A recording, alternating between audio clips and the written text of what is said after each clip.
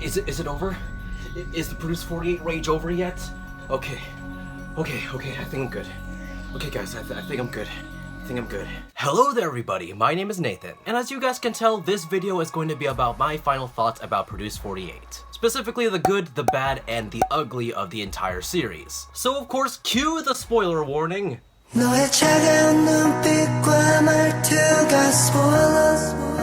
There will be some spoilers for the entire series, especially the finale episode. So if you guys don't want to be spoiled about the final 12, the finale episode, or my opinions on the matter, this is your last warning. Also, the magic word for this video is going to be opinion.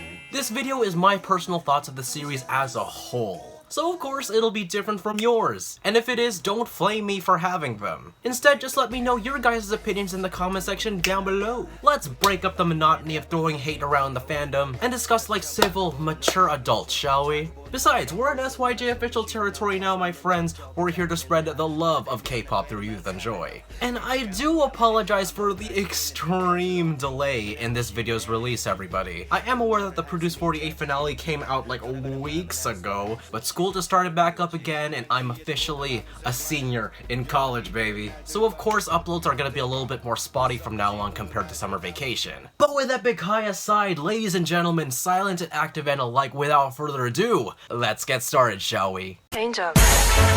Change up, change up, change up. Change up, change up, change up.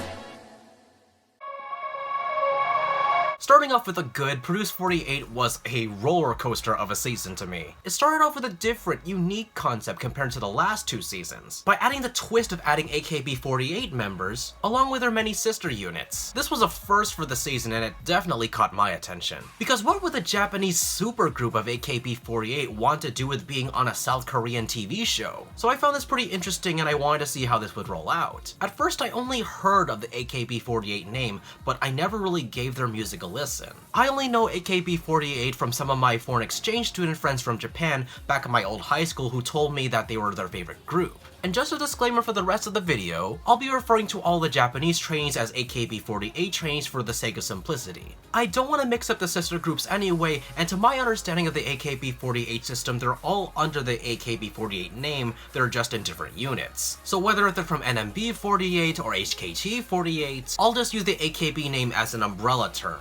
As with the previous two seasons, Produce 48 introduced me to many trainees that I'll definitely be keeping my eye out for the rest of my K-pop life. For example, Jo Ah-young and Park Hae-yoon from FNC caught my attention as a charismatic rapper and a power vocal respectively, or the CNC kiddos completely subverting my expectations by being one of the hardest hitting companies of the night, or not to mention Go Yoo-jin from BBC, not catching my attention from the get-go but really started to shine later on in the season. And also, some of the AKB48 trainees caught my attention as well. Honda Hitomi with her dance retention skills, Miyazaki Miho for her love of the Korean pop culture, Shiro Mamiru for her cutie sexy charm, and especially Yamada Noe and Nakanishi Chiori for their vibrant, colorful personalities that made the season all the more enjoyable. Sure, their vocal and dancing skills aren't mind-blowingly amazing, but it's their personalities and sense of humor that really appealed to me. They were able to take variety to a whole new level, borderline embarrassing, but lovable and entertaining nonetheless. Produce 48 did a good job of showcasing the quirky personalities of most of the trainees on the show. Keyword, most, but I'll get to that in a couple minutes. Surprisingly, I actually tried to disregard Mnet's evil editing throughout the entire season, something that I haven't tried before, which is almost impossible because Mnet does it so much. But if you remove the super dramatic music, the extreme zoom-ins, and offstage reactions, you actually get to put together bits and pieces of the girls' beautiful personalities and performing styles. But again, I'll touch on the downsides of this later. Another plus of this season are the panel of trainers. This season had some of the best trainers in my opinion. The powerful tiger teacher Bae Yoon-jung and the charismatic and fierce rapper Cheetah returned once again. But this season brought new surprises to the panel. Mei Jae Lee from 1 Million and Chae Young-jun joined the show as dance trainers, and Lee Hong-ki from FT Island and ex-Sistar member Soyu joined as vocal trainers. And being a Monsta X stan since No Mercy. And when Soyu was revealed to be a trainer, I was like, You guys are so screwed now! So this season had some of the best vocal and dance teachers K-pop had to offer. With years of experience and notoriety under their belts, in my eyes, the trainers were in pretty much good hands. However, there is a caveat to that, but I'll get to that later. Lastly, this season of Produce 48 was able to help me bring more appreciation to both K-pop and J-pop cultures. And I was able to brush up a little bit on my Japanese speaking skills that I haven't had the chance to use in 4 years.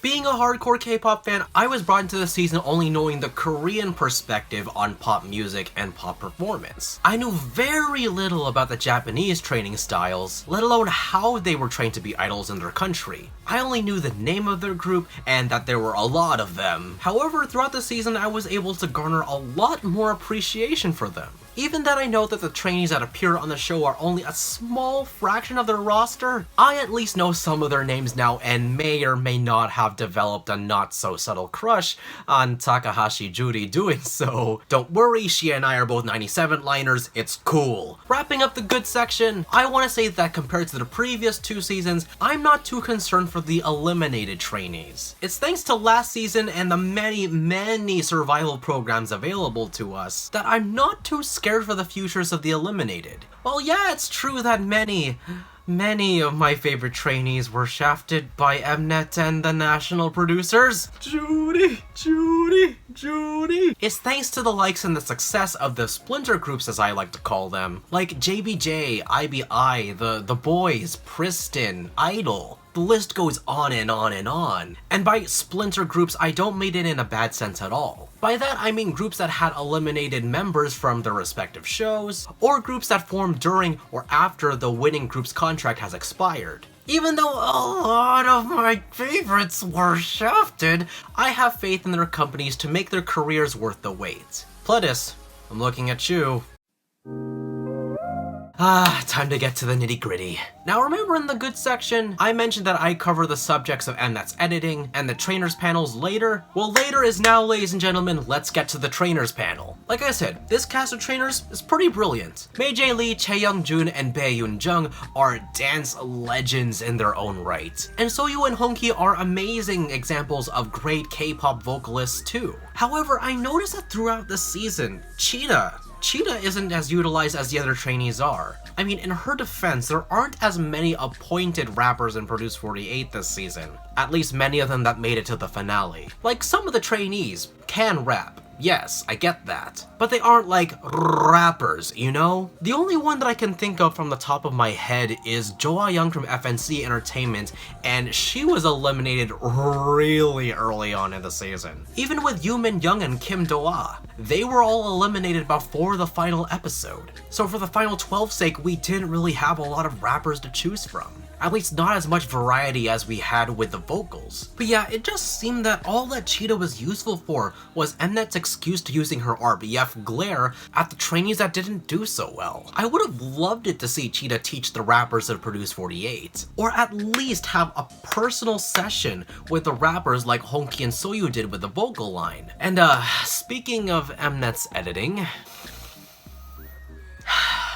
I don't know if it's just because I'm older now compared back to when Season 1 and Season 2 were released, but Mnet's editing to me this season just became predictable to the point where it's just stupid. Like, there are many examples of Mnet's editing doing a trainee wrong, or gave too much or too little spotlight to a trainee or trainees that were more or less deserving of it. Nay, whether if they deserved it or not. Exhibit A, Jang Yuri. So if y'all kept up with my incomplete series of Here's What You Missed on Produce 48, you guys would know that I picked up on Mnet's evil editing pretty early on in the season. From what I was perceiving as a viewer, Mnet was perceiving Gyuri as a selfish brat from the get-go for being ranked lower than her Sto Music cohorts. And this is just a shot in the dark, but if it wasn't for From Its 9 or Idol School, the average Produce 48 viewer might have believed in this perception. And later on in the season was the infamous peekaboo voice crack, which they emphasized even more and repeated more times than Boom Boom at Fanime. Like, really, I couldn't even remember the rest of the performance because they treated her mistake like a Telemundo soap opera.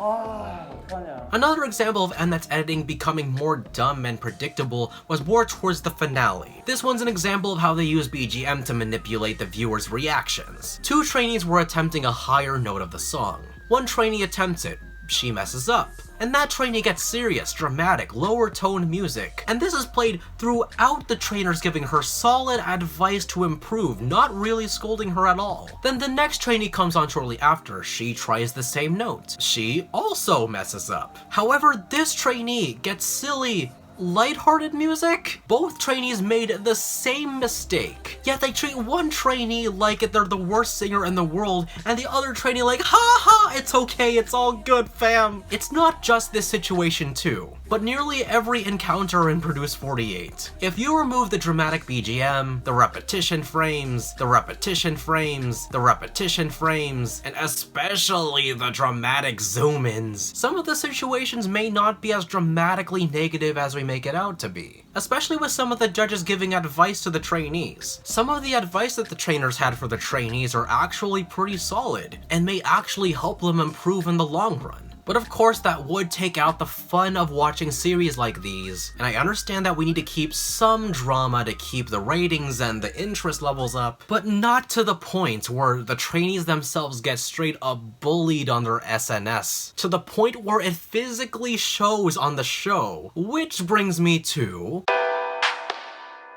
Now, the worst thing that I noticed about this season is how deeply polarized the national producer fandom is. Like, don't get me wrong, I get the fact that some fans can get defensive about the artists and trainees that they really like, but to the point when friendships are straight up tested because of it? Like, gosh, this is Produce 48, not Mario Kart, or Smash Bros. Melee Final Destinations all items off. I have never seen fans be this vulgar and this defensive to each other before over a single series. Yeah, welcome to the internet, Matt. No, like, really, I have never seen fans misbehave this much before. And this isn't your typical, oh, this trainee sucks. That trainee didn't deserve that rank. but straight up sexist and racist slurs directed at the trainees themselves? I think some Produce 48 fans may know what I'm talking about here. Gotomoe's livestream encounter with some fans. Yeah, I know these may not actually be national producers, but still, it's wrong. After that livestream, it seemed that Gotomoe was never the same person afterwards. Whether we think so or not, the trainees do see and read our comments, no matter how fast the comments scroll by. There was even a whole segment on Produce 48 dedicated to it. We forget that idols are human too, just like you and me. And it just disgusted me to see what kind of animosity that some fans had within themselves. If you don't like a trainee, that's okay, just don't vote for them. But verbal abuse and cyberbullying like that is never okay, famous or not. One other issue is whether or not K-netizens really have what it takes to make a global girl group. Produce 48 is a show where the fans get to vote for your girl. But the more we look at it, do national producers really know what they're doing? Like, looking at the final 12, it's almost as if we have too many sub-vocalists and too many visuals, which is the top argument that I see most on social media. Like, yeah, we have our potential main and lead vocalists like Jo Yuri and Kwon Eun-bi, but we got 3 sub-vocalists in the group already with Chaewon, Minju, and Haewon, assuming this will be their final positions. And yeah, with a 12-member group, there is a little leeway here, but the lineup is borderline concerning to me as to overall group cohesion and balance at first glance. IZONE is going to be marketed as the nation's girl group, and to have such a title and responsibility, wouldn't we want the final 12 to have trainees that are capable of shouldering that? So, do K-netizens know what they're doing when they're voting? Are they voting for talent? Are they voting for personality? Are they voting for visuals? Or are they voting for pity? But on the flip side, I'll play devil's advocate for a quick second here. If us international fans could vote, us in the US, us in Europe, us in South America, would we know what we're doing if we could vote? All of us here are just fans with our list of favorite trainees. At the end of the day, we're not music majors, we're not producers, we're not experts. At least most of us aren't. We're just fans. That's it. And speaking of the final lineup, It's that time of year again. Hi, chillins, gather around Uncle Nat. I got some wisdom to impart to you all. So I heard you don't like the final lineup. Yes? Your favorite trainee was shafted in the worst way possible, maybe even before the finale even happened, yes? And you're thinking of boycotting the group and being their anti when they debut, yes? Well, hang on, my friend. Before you set fire to the world like Olivia Hay, hear me out. I have my own problems with the final 12 as well, which I will get to in another video. But I don't hate them. Now I can already hear all the hate comments and the clicking of unsubscribe buttons, but what if I told you that the exact same thing happened with IOI and 101? Yeah, that's right, and with Twice, and Monsta X, and iKON, and Fromis9, and Stray Kids, and pretty much every single survival style group out there. Despite the hate, despite the initial outlash, look at IOI's legacy and 101's careers now. IOI is one of the most legendary girl groups of our generation, garnering love and success left and right in the sphere of a one-year contract. They accomplished in 1 year. 1 year! That most girl groups take years to come close to. And the groups that the IOI members went off to after their contract expired are solid performing groups. Daya, Gugudan, Wiki Mickey, Pristin, and Cosmic Girls. And for 101, they're still going strong with their world tour, and are one of the most influential boy groups of our generation. People hated that Sohei debuted in IOI. People hated that Guanlin debuted in 101. But over time, Sohei continued to improve in IOI and soon became an irreplaceable member. And in Guanlin's case, he started off as an awkward chick only knowing the basics, to touring the world as a charismatic performer, making the hearts of Wanable swoon. So this is my hope for the IZONE members that I have problems with. I want the members, specifically Haewon and Minju, to prove me wrong. I want them to improve so much to the point where I will regret not standing them from the beginning. And knowing that their company is going to be training them like crazy before they debut, because if they're going to be the nation's girl group, then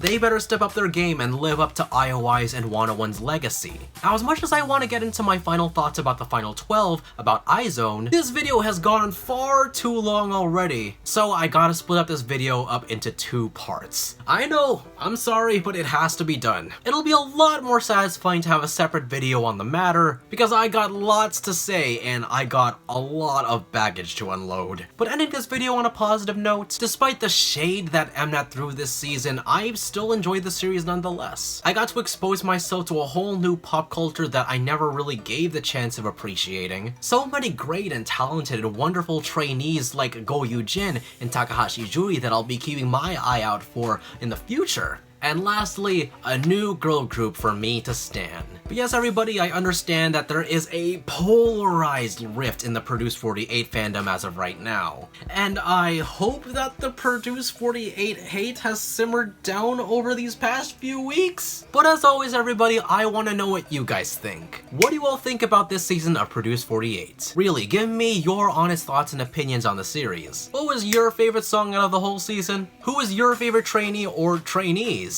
And did your favorite trainee make it to the final 12? Or were they shafted like my precious Judy? Judy. Let me know and more in the comment section down below. And everyone, please remember, keep it clean down there. I don't want to scroll down there and see any immature backlash or bashing of trainees. Please back up what you say. Remember, those of you that are part of the Silent N family, we're here to spread the love of K-pop through youth and joy. Yes, everybody, stay tuned to part 2 of this video, where I'll be talking about IZONE, the final 12 of Produce 48, and that maybe they're not all that bad? But how, you may ask? Well, if you guys hit the like button, hit the subscribe button, and ring the bell icon today, you guys will be notified of when that video comes out and to become a Silent N today. But yes, everybody, that's my time. My name is Nathan, SYJofficial, and until then, see you guys next time. Bye.